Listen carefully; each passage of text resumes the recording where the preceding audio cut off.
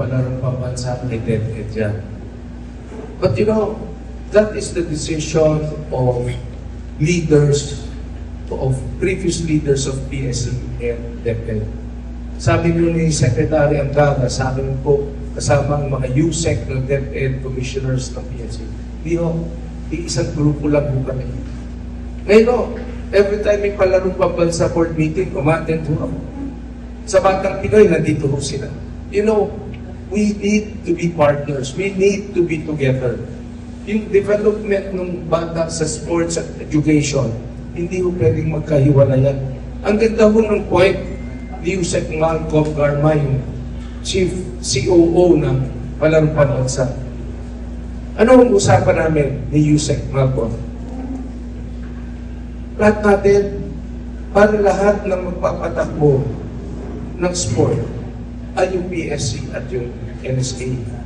Lahat natin, para yung magpapatakbo ng admin, magpapatakbo ng organisasyon, yung magpapatakbo ng logistics, ay DepEd because malawak yung kanilang organisasyon. So it is really just working together.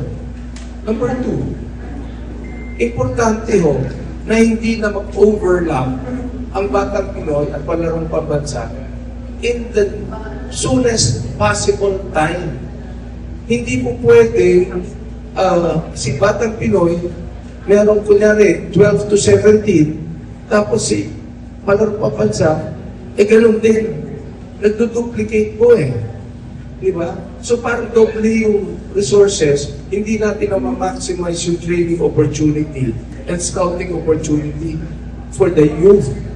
Kaya kami po, sa PSC, sabi ko nga, prangako ko sa palarong pambansa, pag-aaralan ko po ito for 2026. Maybe it is a good idea, it is a good bait, it is a good idea.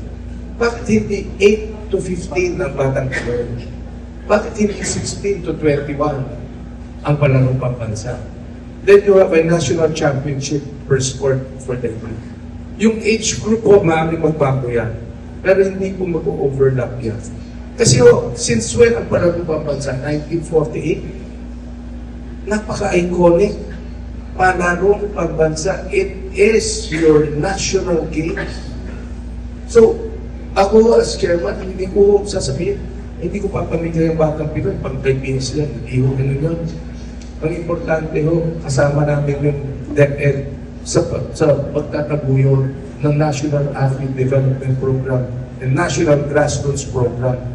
And if we have to call, moving forward, if we have to call the Batang Pinoy, the Batang Palarong Pambansa at Palarong Pambansa, I will be very happy.